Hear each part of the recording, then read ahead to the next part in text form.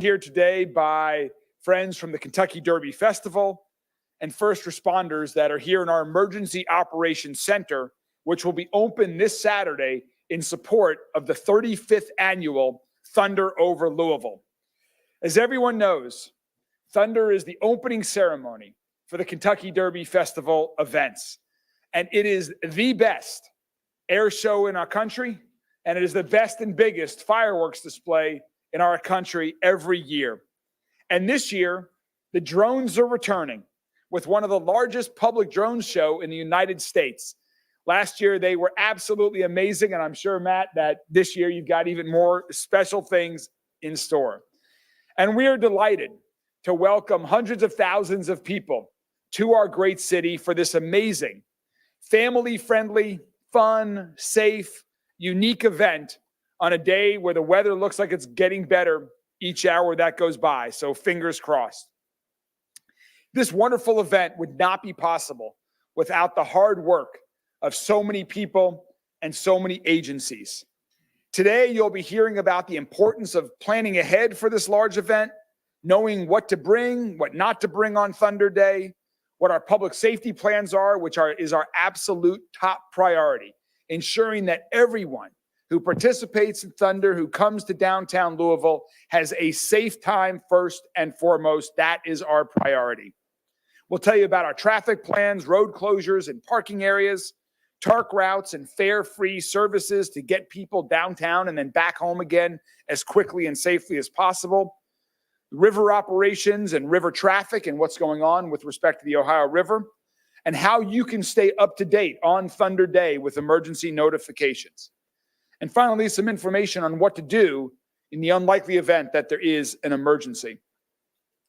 Before I turn it over to Matt Gibson, I want to say giant thanks to Matt and his entire team at the Kentucky Derby Festival and every volunteer associated with the Kentucky Derby Festival that come together not just in these couple of weeks before the Derby to wear their amazing bright jackets, but that work every day of the year to make these great community events happen. There is truly something for everyone. The Kentucky Derby Festival is unlike anything else in our country, with so many, I think it's upwards of 80 events over a few-week period that are open for everyone to participate in, and there truly is something for everyone, for families to enjoy, to help us get ready for the 150th running of the Kentucky Derby. So, Matt, thank you all so much to everyone. I'm so excited to see you and your entire team on Saturday for what will certainly be an amazing and historic 35th Thunder Over Louisville. Ladies and gentlemen, Matt Gibson. Thank you, sir. Thank you, everybody, for being here, and happy Thunder Week. I swear it feels like a holiday is here, and you could feel the energy out there in the community. I'd like to reiterate Mayor Greenberg's sentiments that it can't be done without so many people leaning in. And it's a lot of the folks in this room, many entities and agencies that aren't in the room today, but a huge shout out to each and every one of them. The mayor has been a great partner. He's been seen in the jacket as well before, which is fantastic, and we appreciate that. That's good, fantastic. But you really do know that it's that time of year when you start to see the air show preparations, the Thunder build, and all of those things that happen on the waterfront. Like any year, since it is an outdoor event in spring in Kentucky, we are prepared for just about everything. And one of the top things that we want to remind the public is to bring their patience and common sense as it relates to going to those outdoor events. Know before you go when you attend these events, and you can log on to our website at kdf.org, where we will partner with Louisville Metro Police, MetroSafe, for all of the linked information that people might need to know about the venue, the traffic plans, and those, so that people can be prepared before they get to the venue. What you'll see this week already happening, and we are slightly ahead of schedule, knowing that there is some weather moving in today and potentially tomorrow. Tomorrow and potentially Thursday, is a lot of the setup, the things that are building the city within the city.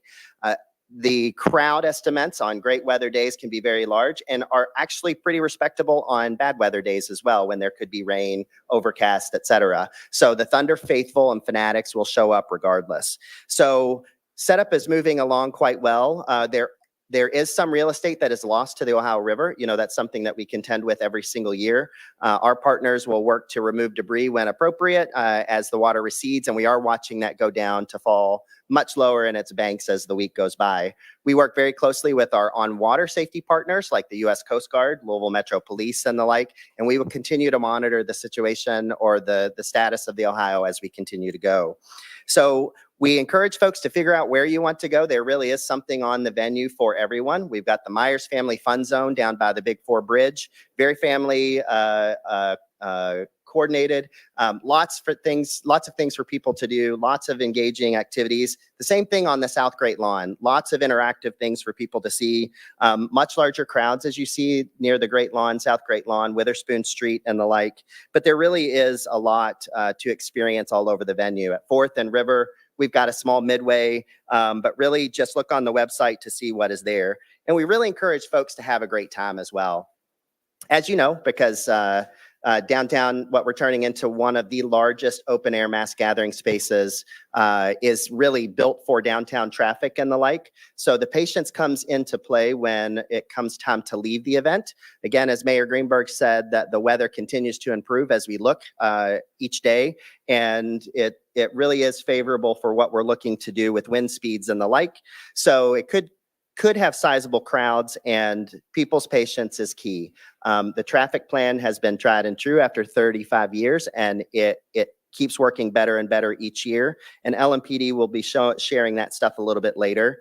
As the day is programmed, we really turn the venue on at 11 o'clock in the morning, and that's when all of the interactive things, the food vendors, the experiences all turn on at 11, but you'll see the air show start exactly at 3. Then it stays very, very intense and full all the way till 9 o'clock.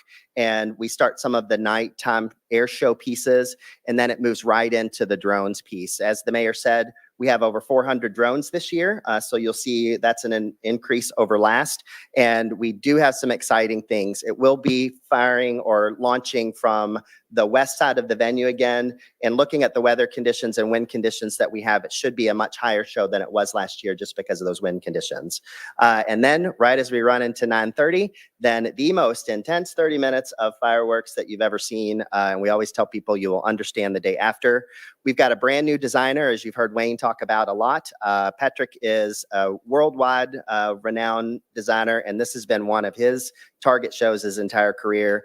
And we are going to be blown away by what he has to share. When he told us that he will show us a grand finale like we've never seen before, we said, well, we'll believe you 1 minute after the show, and what we've seen, at least in the digital version of it, it is going to be extraordinary. So again, we encourage people to come out this weekend, have a great time, enjoy the show, and it's my pleasure to introduce Major Jill Bates with LMPD. Good afternoon, and thank you for helping us share this important information with the community. I'm Major Jill Bates, Special Operations Commander for the Louisville Metro Police Department. LMPD has spent months planning a thorough and comprehensive plan to respond quickly and effectively during Thunder Over Louisville and the surrounding areas.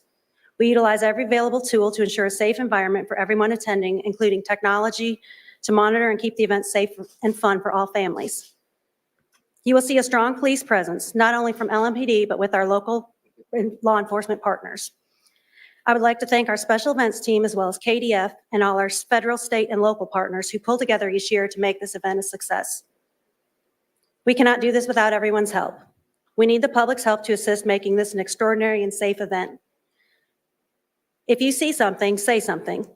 Officers will be present and visible. If you see something suspicious, do not hesitate to report it by alerting an officer. If it is an emergency and you don't see an officer, call 911.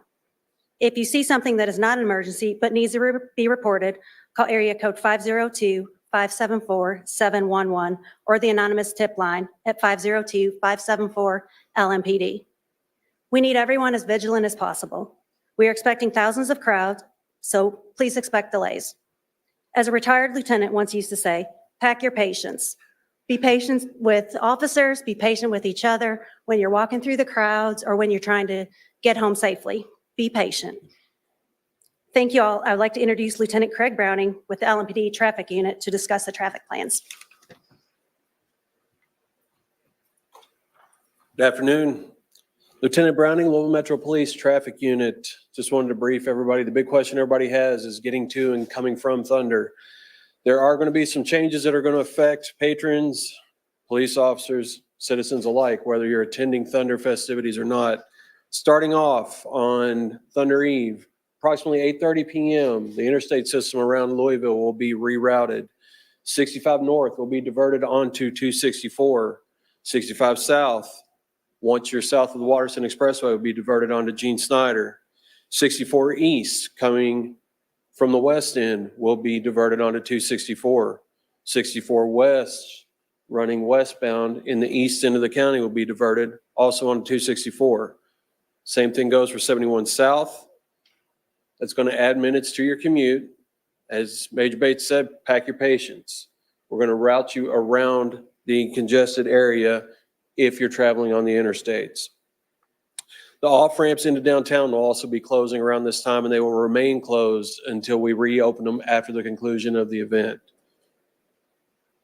If you work in the downtown area, if you're a contractor, if you own a shop, store, business in downtown, you plan on being open on Saturday, make sure you arrive with plenty of time before that 8:30 p.m. cutoff so that you can be in position to operate your business. For those that are coming in that are unfamiliar with the area, recommend taking photos of where you parked your vehicle, street signs, addresses, buildings. That way you can find your way out in the evening. Speaking of leaving, as we're exiting the event, surface streets are set up north, south, east, and west. Some streets that have been converted to two-way will be converted back to one-way just for the purposes of expediting traffic flow. If you are getting pushed in a direction you do not wish to go to the next intersection. When you are able to make a turn, you will be able to get to your cardinal direction that you're trying to travel home through. Please, and I can't stress this enough, be patient with the officers. LMPD, the mayor's office, EMA, Matt Gibson, KDF put in long hours to try to plan this, make it an enjoyable experience for everybody. When you are leaving, if you have questions, feel free to ask. You may not be able to go out the most direct way that you think to take you to where you're trying to go, but we will get you out of there in the quickest, most expedient manner possible. If you have a medical emergency while you are leaving the area, please call 911. We have emergency express routes set up to make sure that we can get across from the hospital district to Roy Wilkins, that we can get from north of Main Street to south of Broadway should the need arise. Remember, there's going to be pedestrians. If you're operating a vehicle, please keep an eye out for pedestrians, children especially, known to dart out on the roadways. Adults will do the same. I'm not sure if the bird scooters are running this weekend or not. They'll go all the way up to the event perimeter and then shut down in the event. Okay, there'll be geofenced for the bird scooters, but as you get further away from the event, please keep an eye out on them, okay? Pedestrians, remind you, you need to cross at designated locations. As Major Bates also said, if you see something that's questionable, whether it's security related or traffic related, say something. Everybody does their part. Everybody gets to come and enjoy one of the greatest events the city holds on a yearly basis. Everybody gets to go home safely. I will remind people, if you are attending, please, if you consume any alcohol, designated driver, get somebody to drive you home. Little soapbox, last Thunder, we had a fatal collision unrelated to Thunder events out at Newburgh Road at Shepherdsville Road. I would really like to go this year without having to make a scene like that. So please be responsible if you're drinking alcohol and having a good time down here in the downtown business district. Major? Matt? Okay. Mr. Mayor?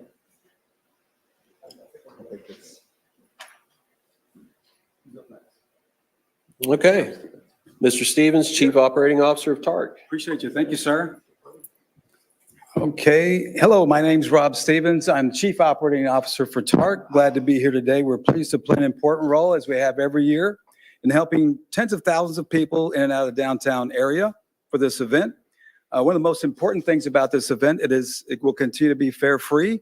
Thank you to our sponsors, Humana, for this event. It covers all of the service on that day of the 20th, that's Saturday. The operations department at TARC has been very quickly putting together plans to make sure that this event goes without a hitch, that it goes off successfully. They've done that in two ways. By number one, boosting the service by adding 68 additional vehicles in service that day to make sure our presence is bolstered in the area, and anticipating the increased ridership, make sure you get where you need to go. The second thing that we're doing is making sure that we have 5 locations, pre-announced boarding locations for post-event to make sure you get in and out, or you get out of the event from downtown safely. So we're doing those two things, boosting service and setting up those locations. Post-event, we recommend, as you've heard before from the previous speakers, to plan ahead, make sure that you get everything that you need to understand how to get in and out safely and enjoy the day. You can get this information in more detail about where the stops are on the website. So if you get to tarc.org, you can see that. One important note for folks crossing the bridge, there are bridge closures. So if you're riding the 71, 72, 73, or 74 that are across the bridges, there will be bridge closures. So after 8 p.m., there will be no more service for those folks wanting to enter or leave Indiana back and forth across the bridge. So please note that. And finally, we want to thank everyone for choosing TARC for this event and for all other events and the Derby Festival as well. Lastly, just a footnote, if you are a rider and you're using the MyTARC card, you won't be able to use that card to load that day. So just have fun and be safe. Thank you.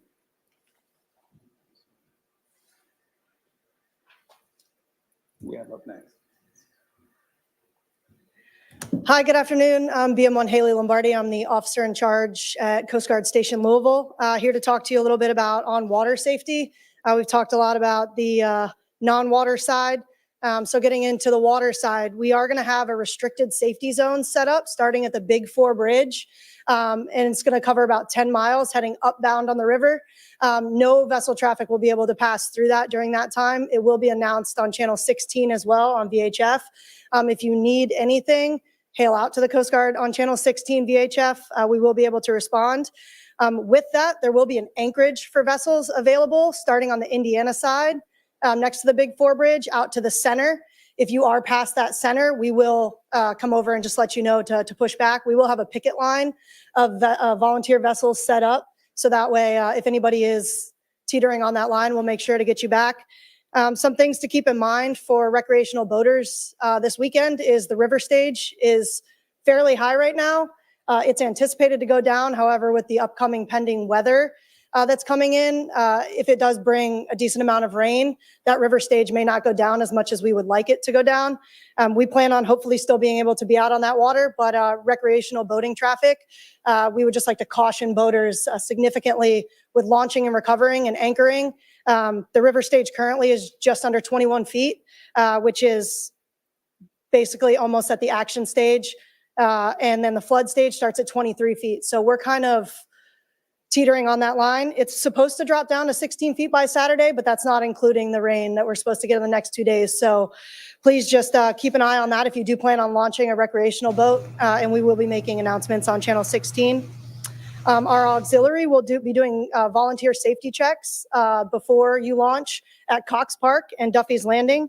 So if anybody is interested in getting one of those safety checks done, please be there early. Also, in regards to what everybody else said about traffic, please make sure that you abide by traffic patterns while getting to and from these local boat ramps. We anticipate a lot of boat traffic, as we have seen in the years past, regardless of the river stage. We think that there'll still be a decent amount of recreational boating. So please just be safe, trailer safely. If you need any help at all, like I said, Coast Guard can be reached on Channel 16. And be safe and enjoy Thunder.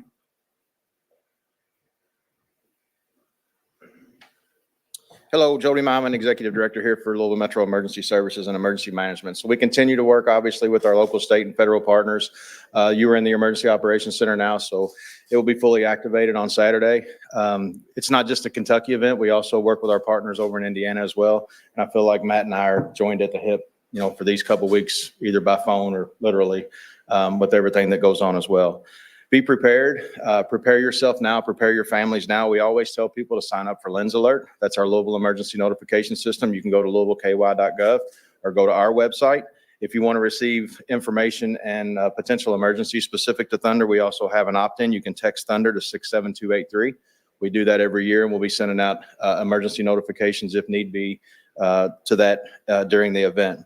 Just a couple other safety tips. The sun will be out, we hope. So wear sunscreen, even though it might be a little bit cooler, the sun could still affect you. Stay hydrated. It goes with some of the messaging that was mentioned earlier, as well as if you're drinking alcohol. EMS teams will be stationed on site. We'll have foot teams, bike teams, and our new UTV teams, which is just another element of our response during special events like this. First aid tents will be manned by U of L Health, which is the official healthcare provider for Thunder Over Louisville. And with that, I'll introduce Jeremy Thomas with U of L Health.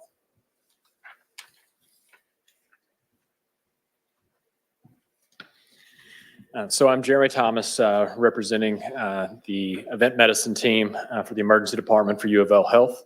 We will have 5 tents set up along the waterfront to provide first aid care. We will have emergency trained nurses at each facility, as well as multiple volunteers to take care of primarily minor wounds, first aid issues. We'll have access to EMS as well, and we will have 2 board-trained emergency physicians available in the area, moving about throughout the day in case there are more serious issues. EMS will be available to transport patients to the hospital as needed. Things that the community can do to try to avoid using these tents. It's going to be a long day. There's going to be a lot of walking. Make sure you choose your footwear wisely. The ground is not going to be level and it may be slick. Sunscreen, obviously, it's going to be a long day out there, and even if it's overcast, you can get burned. Stay hydrated as well, and it's going to be loud with all the fireworks and the air show. So consider ear protection, especially for the young ones out there. But like I said, we'll have 5 tents set up along the waterfront there for whatever we can do to support the community in this. Thank you. Well, thank you all very much for providing that incredibly important information. Before we go to questions for any of our folks that are with us here today, I just want to also suggest that everyone who's enjoying Thunder on Saturday, if you see a colleague of one of these folks who spoke today, who's wearing a uniform, whether they're LMPD, whether they're EMS, whether they're from another first responder unit, whether they're part of the Kentucky Derby Festival, they're whether they streaming work for right now, TARC or the so make Coast sure I'm Guard, not interrupting. please thank them for their effort. They are working long, hard days as well, so that you and your family and our entire region can enjoy this amazing event. And so just a final thanks to everyone for what they've done to help get Thunder ready. And I hope the entire community joins me in thanking all of these folks to make Thunder such a unique and special event for our community year after year after year. And with that, we are all happy to take any questions that you all might have. Okay, I don't have an open in here, so I'm just going to come up. That one's always a hard.